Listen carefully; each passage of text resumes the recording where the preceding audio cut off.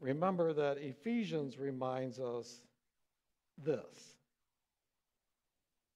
where Paul tells the early church, for our struggle, and we know what struggle is about, I think. We'd have to be naive not to know what that struggle is.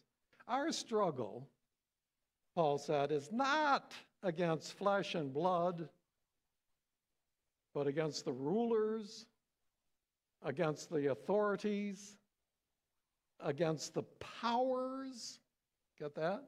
The powers of this dark world, and against the spiritual forces of evil in heavenly realms.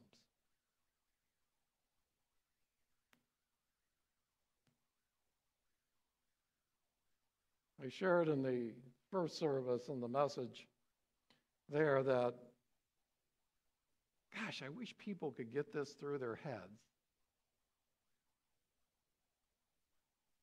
After 43 years of ordained ministry and doing a lot of counseling, I can't tell you how many wounded people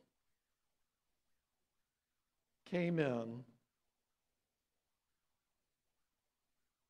And really, when I began to look at it, what had happened is if they had just followed what God has shared with us in the Ten Commandments, or scattered through the teachings of the early church, if they just followed this, they wouldn't be facing these horrific consequences that they're facing now.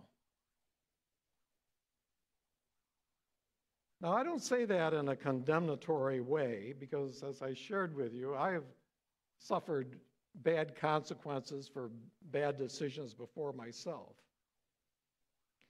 But that's pretty much it in a nutshell.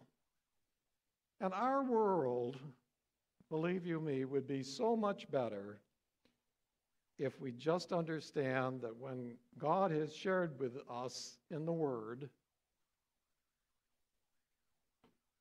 the directions for life, if we had just followed them.